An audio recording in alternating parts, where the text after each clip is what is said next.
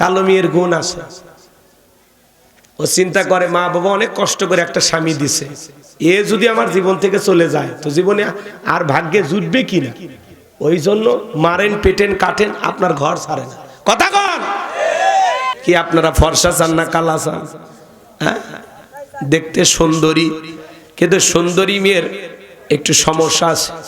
বেশি সুন্দর হলে তার একটা রূপের অহংকার আছে। কথা কয় না কেন? চেহারার যে গ্ল্যামার আছে না, ওর জন্য একটা অহংকার আসে। একটু 19-20 হয়ে গেলে কি আমি দেখে তোমার সংসার করি, তোমারে ফেলায় দিলে 10 জন লাইনে দাঁড়ায় আছে, তার মানে তার একটা রূপের অহংকার আছে। কালো মেয়ে সহজে স্বামীর ঘর ছাড়ে না, ও জানে যে এটা ছেড়ে গেলে আর একটা নাও পেতে পারি। কিন্তু সুন্দরী 12 হাতারি। কথা কয় না কে? হাসে হাসে। আপনার তালাশ টিম দেখেন, তালাশ টিম দেখেন, ওখানে একটা মেয়ের ডালিয়া না, সেই মেয়ের 12টা স্বামী। ওই মহিলার কাজই হলো বিয়ে করা, কাবিনের টাকা হাতিয়ে নেওয়া। এই কাবিনের টাকা নিয়ে কয়েক কোটি টাকার মালিক হচ্ছে, কিন্তু মেয়েটা দেখতে সুন্দরী। ওই জন্য বললাম 12 ভাতারি। রাগ করেন নাকি আপনারা? বেশি সুন্দর হলে একটা দাম্ভিকতা আছে, অহংকার আছে, যে আমি তো সুন্দরী, একটা স্বামী গেলে আর একটা আসবে, আমার চেহারা তো দেখতে পূর্ণিমার চাইতেও ভালো। কথা কয় না কে? তার একটা রূপের অহংকার আছে, কিন্তু মেয়েটা দেখতে কালো শ্যামা, খুব বেশি সুন্দর না। চিন্তা করে এই স্বামীর সংসার যদি না করে আর একটা পাইতেও পারি, নাও পাইতে পারি। অনেক কষ্ট করে হলে আপনার নির্যাতন জুলুম সহ্য করে সংসার করে। আমার ভাইয়েরা, মা বোন যারা আছেন, মা ফর্সা কালা যেমনই হন, মন খারাপ করবেন না। আমি এগুলো উদাহরণ দিয়ে কথা বলতেছি মা, আমি আপনাদের উদ্দেশ্যে বলি নাই। আমি জানি নওগাঁর মা বোনেরা অনেক ভালো, এই এলাকার মহিলাদের বদনাম করা যাবে না। এই এলাকার মহিলারা খুবই ভালো, সব জান্নাত থেকে পালিয়ে যাচ্ছে। বদনাম করার কোনো সুযোগ নাই মা। আমি অন্য এলাকার মহিলার কথা বলতেছি, দেশি বাদ দেন, ভারতের কথা বলতেছি। চলেন সামনের দিকে যায়, খুশি থাক। আবার মহিলারা আন্দোলন করে ঝামেলায় পড়ে যাবে। আমার ভাইরা মনোযোগ দিয়ে কথাগুলো শোনেন। লোকমানে হাকিম তার সন্তানকে ডেকে বলেন, ইয়া বুনাইয়া লা তুশরিক বিল্লাহ। হে আমার বর্ষে আমার কলিজার টুকরা সন্তান, লা তুশরিক বিল্লাহ, আল্লাহর সাথে কখনো কাউকে শরীক করা যাবে না। ইন্না শিরিকা লা যুলমুন আযীম, নিশ্চয়ই শিরিক হলো সবচাইতে বড় জুলুম, সবচাইতে বড় অপরাধ। সব পাপের বড় পাপ নাম হলো শিরিক। বড় শিরিকগুলোকে শিরিকে আকবর বলা হয়, ছোট শিরিকগুলোকে শিরিকে আসগর বলা হয়। এদিকে খেয়াল করেন, শিরিক হলো মোট 42 প্রকার, এগুলোকে ভাঙলে হয় 72 প্রকার, সর্বমোট হলো 120 প্রকার। আমার ভাইয়েরা, 120 প্রকার যদি একে একে করে করে শুরু করা হয়, সারা রাত চলে যাবে, আলোচনা শেষ হবে না। সংক্ষিপ্ত করে দুই একটা কথা বলে যায়। আমাদের সমাজে অসংখ্য শিরিক আছে, আমরা অনেকে হয়তো এখনো শিরিকের সাথে জড়িত আছি। মনে রাখবেন বাজান, মাজারে সেজদা দেওয়া কি শিরিক? একটু জোরে কম। মাজারে সিজদা দেওয়া কি শিরিক? মুসলমানের মাথা মাজারে নত হবে না, নত হবে মসজিদে। মাজারে সিজদা দিয়ে কি চান? যদি জীবনে কিছু চাওয়া লাগে, চাইতে হবে কার কাছে? ইয়্যাকা না'বুদু ওয়া ইয়্যাকা নাস্তাঈন। তোমার ইবাদত করি, তোমার গোলামি করি, সাহায্য তোমার কাছে চাই। জীবনে যদি কিছু চাওয়া লাগে, আল্লাহর কাছে চাইতে হবে। মাজারে সিজদা দিয়া অনেক মা বোন আছে, বিভিন্ন মাজারে গিয়ে সন্তান পাওয়ার আশায় মান্নত করে, সন্তান পাওয়ার আশায় মাজারে গম্বুজে সরিষার তেলে মালিশ করে, ওই তেলটা তল পেটে মাখে আর বলে, একটা বেটা দে রে আব্বা, একটা বেটা দে। তুই না বেটা দিলে বাবা বেটা দেবে কে? মাজারে পিসাব কি ছেলে মেয়ের কারখানা খুলে বসে আছে? পৃথিবীর কোন মাজারের পিসাবের ক্ষমতা আছে কি আপনাকে একটা সন্তান দিতে পারে? ছেলে মেয়ে দেওয়ার একমাত্র মালিক কে? ইব্রাহিম খলিলুল্লাহ 86 বছর পর্যন্ত পাওয়ারফুল একজন পয়গম্বর, আল্লাহ তাআলার কাছে সন্তান চেয়েছেন। 86 বছর বয়সে আল্লাহ একটা সন্তান দিয়েছেন। 86 বছর পর্যন্ত আল্লাহর কাছে বলছে, রব্বি হাবলি মিনাস সলিহিন, আল্লাহ একটা সৎ পুত্র দাও, নেককার সন্তান দাও। 86 বছরে আল্লাহ দোয়া কবুল করে ইব্রাহিম আলাইহিস সালামকে একটা সন্তান দিলেন। তাহলে ইব্রাহিম খলিলুল্লাহ মুসলিম জাতির পিতা, তাকে যদি আল্লাহ ৮৬ বছর বয়সে সন্তান দেয়, এত বছর তিনি যদি ধৈর্য ধারণ করতে পারেন, আপনি আমি লাফালাফি করা যাবে? সন্তান চাইতে হবে তাহাজ্জুদের জায়নামাজে, সন্তান চাইতে হবে আল্লাহর কাছে। মা বোন যারা আওয়াজ শুনতেছেন, মা খবরদার কোনো মাজারে গিয়ে সন্তান চাইবেন না। সন্তান চাইবেন কার কাছে? জীবনে যদি কিছু প্রয়োজন হয় কার কাছে চাইতে হবে? ফাইদা ফারাগাতা ফানসাব ওয়া ইলা রাব্বিকা ফারাগাব। আল্লাহু আকবার। আল্লাহ বলেন, বান্দা তুমি যখন নিঃস্ব অসহায় দুর্বল হইবা, তোমার শূন্য হাতটা আমি আল্লাহর দিকে পেতে ধরো, তোমার শূন্য হাতটা আমি আল্লাহ পূর্ণ বানায় ফেরত দিব। বলুন সুবহানাল্লাহ। আমার ভাইয়েরা, মাজারে সিজদা দেওয়া শিরিক, পীরের পায়ে সিজদা দেওয়া শিরিক, নেতার পায়ে সিজদা দেওয়া শিরিক। এই মাথা আল্লাহ সারা দুনিয়ার কারো কাছে নত করা যাবে না। টিয়া পাখির কাছে যা ভাগ্য গণনা করা শিরিক, কবিরাজের কাছে যা ভাগ্য গণনা করা শিরিক। স্লোগান শোনেন না? আপনি কি মামলায় হেরে যাচ্ছেন, বিদেশে যেতে ভয় পাচ্ছেন, দাম্পত্য জীবনে অসুখী, ব্যবসা বাণিজ্যে লস খাইতেছেন, এক আংটিতে সব সমস্যার সমাধান। শেষ দর্শন আজমির জেমস হাউস, লিটন দেওয়ান চিস্তি, বসুন্ধরা সিটি কমপ্লেক্স, ঢাকা। কথা কয় না কেন? এক আংটি দিয়ে যদি এত ঝামেলা মিটা যায়, তাহলে ওই দোকানদারে তো আংটি বেচা লাগতো না। এই হাতে 5টা, এই হাতে 5টা, 10টা আংটি ব্যবহার করে পৃথিবীর 1 নাম্বার ধনী হয়ে যেত। কথা বলেন ঠিক কিনা? তাহলে ভরসা আংটির ওপর নাকি কার ওপর? জোরে বলেন। ট্রাকের পিছনে সেরা স্যান্ডেল ঝুলানো কেন? কয় দুর্ঘটনা থেকে বাঁচার জন্য। আছে না নাই?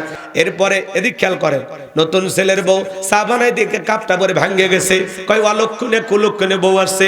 এই অলক্ষণ কুলক্ষণ বলে ইসলামের ভিতরে কোনো কিছু নাই। ওটা ছেলের বউয়ের হাত থেকে না ঘটা, শাশুড়ির হাত থেকে ঘটতে পারে, ননদের হাত থেকে ঘটতে পারে।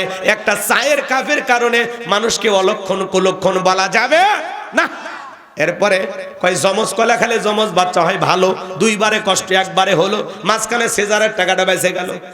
কথা কোন ঠিক না? ছোট বাচ্চারা কপালে কালো টিপ দেয় কেন? কয় বদনজর থেকে বাঁচার জন্য। আছে না নাই?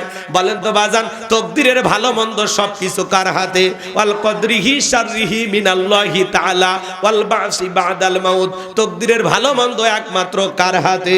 অনেক শিরিক আছে বাজান সমাজে, বিশেষ করে আমাদের অনেক নেতারা স্লোগান দেয়, ধর্ম যার যার উৎসব সবার। এটা হলো হাইব্রিড স্লোগান, কুফরি স্লোগান, ঈমান ধ্বংস করা স্লোগান।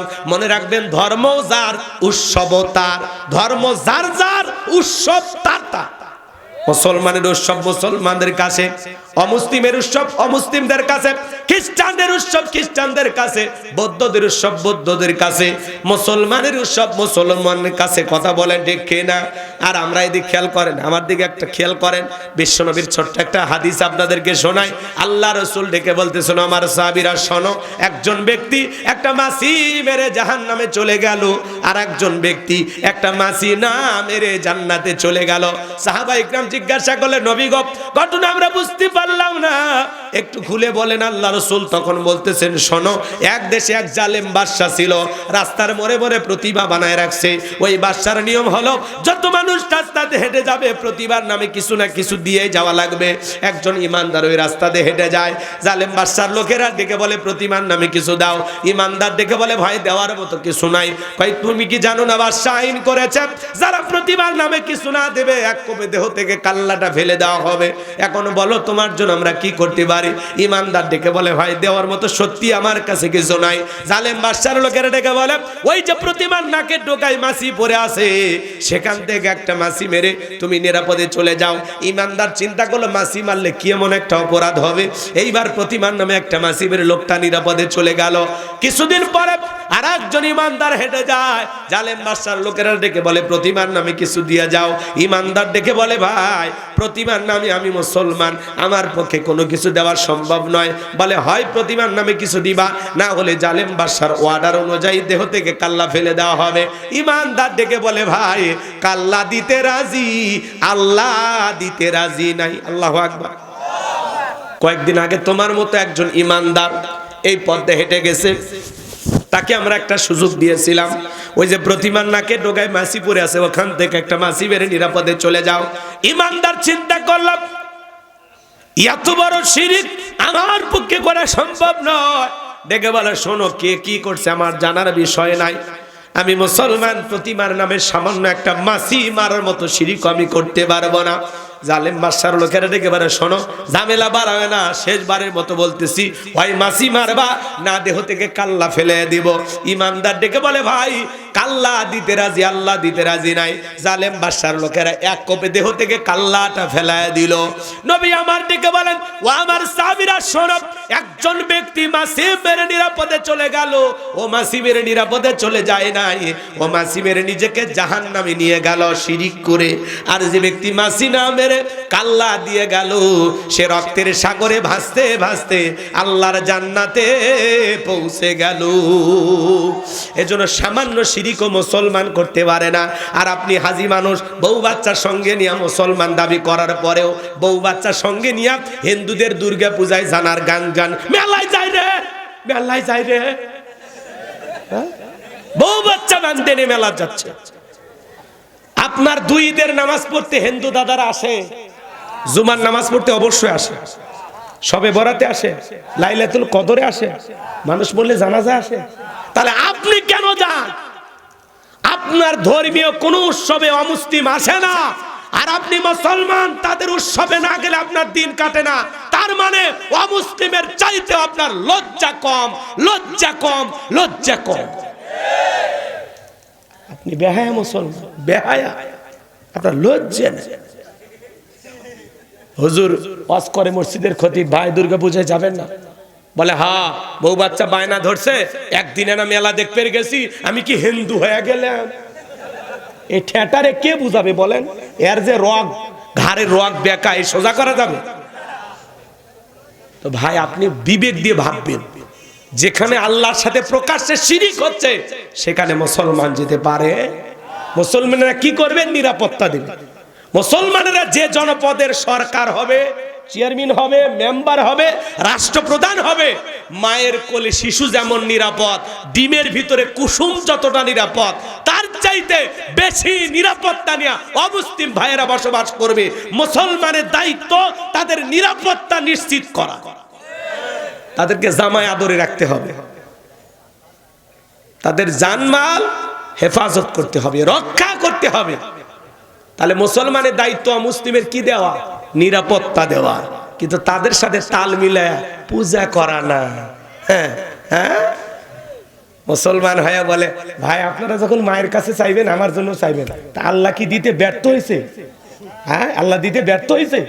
তাহলে ওই জায়গায় চাইতেছেন মানে? ওদের সাথে তাল মিলায় কি খায়? প্রসাদ খায়, প্রসাদ। একটু খাইলে কি আর হবে?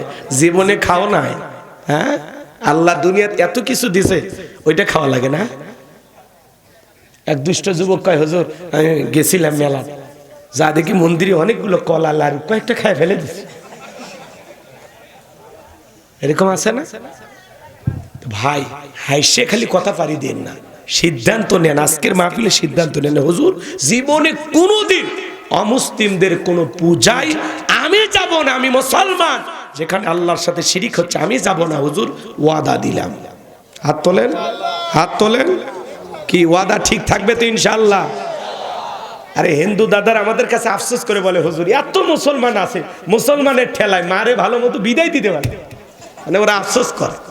এজন্য আমরা যাব না, তাদেরকে শান্তি মতো তাদের ধর্ম পালনের জন্য যথেষ্ট স্বাধীনতা দেব। কি ঠিক আছে? আমার ভাইয়েরা হৃদয়ের কান পেতে কথাগুলো শুনে যান। শিরিক নিয়ে সর্বশেষ আপনাদেরকে 1 মিনিট একটা কথা বলে দিয়ে যায়। এটা একটা খাবারের প্লেট, আপনার একটা ভিআইপি মেহমান আসবে নওগাঁ শহর থেকে, সকাল থেকে আপনার বিবি রান্না করছে, প্লেটটা সাজাইতেছেন, গরুর গোস্ত, খাসির গোস্ত, মুরগির গোস্ত, কবুতরের গোস্ত, বাপরে বাপ, দেশি মুরগি, পাকিস্তানি, বয়লা, সব দিয়ে সাজাইতেছেন, কাতল, রুই, বোয়াল, বিভিন্ন মাছ দিয়ে একেবারে 52 প্রকার আইটেম দিয়ে খাবারটা প্লেট সাজাইছেন। চিন্তা করলেন ছোট ছেলেটারে খুব ভালোবাসি, ওর সামান্য একটু পাতলা পায়খানা প্লেটের এক কোনায় দিছে। বলেন তো পৃথিবীর কোনো গেস্ট কোনো মেহমানের খাবার খাবে? কথা বলেন না কেন? খাবারের পরিচিতি হচ্ছে, ভাই এটা কি, এটা গরু, এটা খাসি, এটা মাছ, এইটা কি? তখন বলছে ছোট ছেলেকে ভালোবাসি, আর সামান্য পায়খানা দিছে, একটু খেয়ে নেন, টাকা দিলেও খাবি। আচ্ছা এটা কি হাসির জন্য? আসলে হাসির জন্য, হাসতেন, আমি রাগ করিনি, কিন্তু আসলে এটা হাসির জন্য না, এটা একটা এক্সাম্পল দিলাম, উদাহরণ দিলাম কথা বোঝানোর জন্য।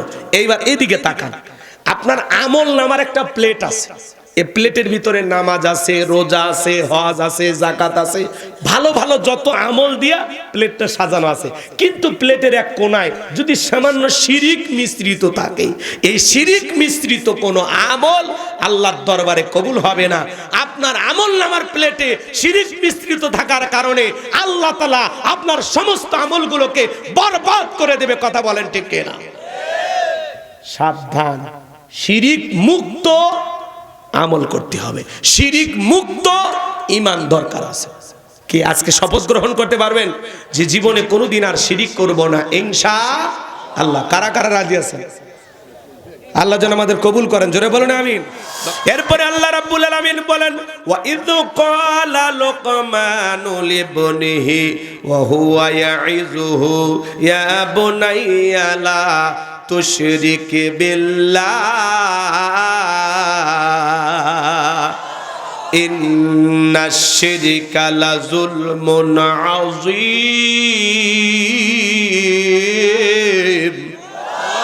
আমার আল্লাহ রাব্বুল আলামিন ডেকে বলেন, স্মরণ করো লোকমানে হাকিমের কথা। যখন লোকমানে হাকিম তার কলিজার টুকরা সন্তানদেরকে একত্রিত করে সুন্দর করে বয়ান করে বলতেছেন, ইয়া বুনাইয়া, হে আমার বৎস, হে আমার কলিজার টুকরা সন্তান, হে আমার হৃদয়ের স্পন্দন। সন্তানকে কিভাবে আদরের ভাষায় ডাকতে হবে আল্লাহর কোরআন আপনাকে শেখাচ্ছে। সুবহানাল্লাহ। লোকমানে হাকিম তার সন্তানদেরকে ডেকে, তিনি শুধু মাঠে ময়দানে ওয়াজ করতেন না, তিনি তার সন্তানদেরকে ডেকে বলতেছেন, ইয়া বুনাইয়া, হে আমার বৎস, হে আমার কলিজার টুকরা সন্তান, হে আমার হৃদয়ের স্পন্দন। সন্তানদেরকে আদর করে ডাকবেন, হে আমার আব্বা জান, হে আমার কলিজার টুকরা সন্তান, বাবা আমার কোথায়, আব্বা আমার কোথায়, আদর করে ডাকবেন। দরদ ভরা কণ্ঠ নিয়া, মায়া ভরা মন নিয়া সন্তানদেরকে ডাকবেন। আর আমরা ডেকে বলবো, এদিক শোন, কথা বলে আপনারা এদিক শোনেন, রাগ করেন। আপনাদেরকে যদি আমি বলি যে বলেন তো, আপনি তো বাবা, বাবা হিসেবে আপনার সন্তান আপনার কাছে কয়টি হক পাবে বলেন? 3টি না? আর কে বলবেন বলেন? একজন বলে 3টি। আপনার সন্তান আপনার কাছে হক পাবে 12টি। কয়টি? জোরে বলেন কয়টি? সন্তানের 1 নাম্বার হক, সন্তান জন্মগ্রহণ করার সাথে সাথে একটা ফেসবুকে ছবি তুলে ছেড়ে দেওয়া লাগবে। সুবহানাল্লাহ, তাই না? এটা 1 নাম্বার হক না? সন্তান আসতে দেরি, ওর ছবি ফেসবুকে আপলোড হতে দেরি করে না। কথা কয় না গো? সন্তানের বাপ একটা সেলফি তুলে ছেড়ে দেয়, আব্বা হইলাম। কি হয়েছে? আব্বা হইছে। চাচা থাকলে চাচ্চু হইলাম, মামা থাকলে মামা হইলাম, খালা ফুফু থাকলে বলে অনেক কষ্টের ফলে খালা হইলাম। কষ্টের তুই বুঝলো কি? হ্যাঁ, তুমি তো খালা, তোর তো বিয়ে হয়নি, তো কষ্টের কি বুঝলো? যেই মহিলা বাচ্চা ডেলিভারি করছে, জন্ম দিছে, ওই অবস্থায় হাসপাতালের বেডে, ক্লিনিকে থাকা অবস্থায়, হাসপাতালে থাকা অবস্থায় একটা সেলফি তুলে ওই ছবি ফেসবুকে দিয়ে বলে অনেক কষ্টের পরে মা হওয়ার স্বাদ বুঝলাম। কথা কেন? সন্তান জন্মগ্রহণ করার সাথে সাথে সেলফি তুলে ফেসবুকে দিতে হয়। হ্যাঁ, পাইছেন কথা? একটু অপেক্ষা করেন। সন্তানের 1 নাম্বার হক, সন্তানের জন্মগ্রহণ করার সাথে সাথে ছেলে হোক আর মেয়ে হোক তার কানে আজান দিতে হবে। কথা বলে ঠিক কিনা? 1 নাম্বার হক, আজান দিতে হবে। আর সেলফি তোলার ঠেলায় 3 দিন পার হয়, তাও আজান দেওয়ার কথা মনে নাই। কথা বলেন ঠিক কিনা? 2 নাম্বার হলো তাহনিক করা। একজন আলেমের কাছে নিয়ে যায়, জানেওয়ালা ব্যক্তির কাছে নিয়ে যায়, জ্ঞানী মানুষের কাছে নিয়ে যায়, একটু মিষ্টি দ্রব্য, খেজুর হোক, যে কোনো জিনিস হোক, একটু সে খেয়ে আপনার সন্তানের জিহ্বাটা অথবা তালুতে একটু লাগাইয়া দেবে। এর নাম কি? তাহনিক করা। রাগ করেন? আমরা এগুলো করি না। 3 নাম্বার, সন্তানের সুন্দর একটা নাম রাখা। বল্টু না, নাট না, স্ক্রুপ না, টায়ার আছে না, আজে বাজে না। কথা কয় না কে ভাই? নাম রাখছে কালা, দেখতে ধলা, নাম রাখছে ধলু। কি জামানা এসে পড়ছে। হাসি খুশি, পিঙ্কি, চুমকি, সুইটি, বিউটি, শয়তান করে ডিউটি। কি কি নামের স্টাইল, বেলি চেলি, কথা কয় না কেন, বুলু, কি নাম রাখছে, বুলু, জনি, ছনি, রনি, বিভিন্ন নাম আছে না নাই? স্বামীকে এক মহিলা সবসময় নাম ধরে ডাকবে, এ রনি এদিকে আসো, এ রনি এটা লাগবে। ছোট বাচ্চা শুনছে রনি রনি, এক বিয়ের বাড়ির দাওয়াত খাবার গেছে, ডাক দিচ্ছে, এ রনি এইদিকে আসো, মানুষ তাকে আছে, কারে ডাকে?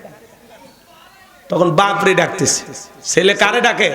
ওই যে মা যে ডাকে রনি রনি কইয়া, ওই সন্তানও শিখে ফেলে দিছে, এই রনি এইদিকে আসো। তো ভদ্রতা তো মানুষ শিখবে কার কাছ থেকে? মা বাবার কাছ থেকে। তো আমাদের ভিতরে তো সমস্যা। সুন্দর একটা ইসলামিক নাম রাখতে হবে। আমাদেরকে ফোন দিলে আমরা বলি আল্লাহর কাছে দুইটা নাম প্রিয়, একটা আব্দুল্লাহ আর একটা আব্দুর রহমান। তখন বলে আমার চাচার নাম আব্দুল্লাহ আর দাদার নাম আব্দুর রহমান। এগুলো নামের মধ্যে চাচার দাদা দাদা ভাব, আপডেট কিছু বলে। তখন তো আমরা বেকায়দায় পড়ে যাই। তখন আমরা বলি তাহলে আপনার যা ইচ্ছা তাই। বলে হুজুর আমরা তাহলে মোটু রাখি, পাতলু রাখি, এগুলো না, সেলি বেলি, বোঝেন নাই?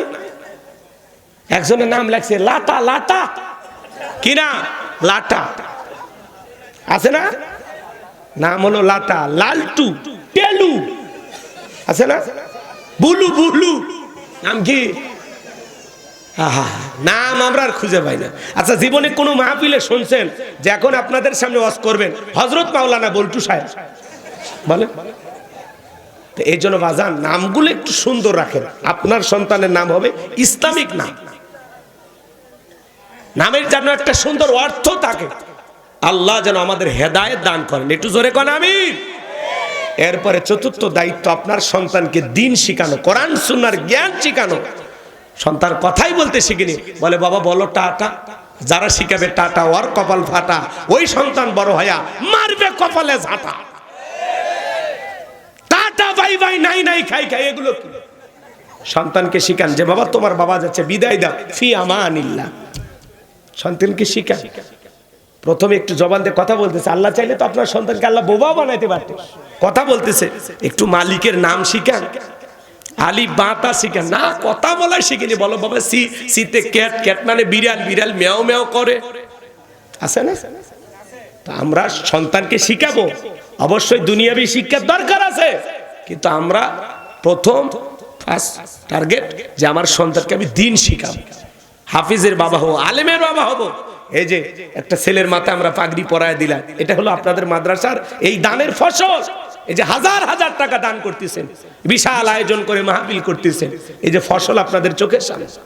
এভাবে শত শত বাচ্চা হাফেজ হবে, এরা সারা দেশে বিভিন্ন মাদ্রাসায় চাকরি করবে, তাদের মাধ্যমে হাফেজ হবে। এই যে আপনি দান করছেন, সহযোগিতা করছেন, মাদ্রাসা বানাইছেন, সভাপতি হয়েছেন, এই যে টাকা পয়সা খরচ করতেছেন, সারা দেশ ওই সন্তানেরা যত জায়গায় চাকরি করবে তার থেকে ছাত্র তৈরি হবে, তার থেকে ছাত্র তৈরি হবে। এভাবে আপনি কবরে শুয়ে কিয়ামত পর্যন্ত সব পাইতেই থাকবেন, বলুন সুবহানাল্লাহ। আপনি কোন জায়গায় দান করছেন আপনি টের পাননি, এটা পরে টের পাবেন কিয়ামতের ময়দানে। আজকে 1000 টাকা এক পারার জন্য বের করলেন না তো আফসোস করা লাগবে ওই দিন। খারাপ লাগে? আমি কি দোয়া করব ভাই? তো 12টি হক ওইদিকে বলতে গেলে আরো 2-1 ঘন্টা লাগবে, ওইদিকে যাওয়ার দরকার নাই।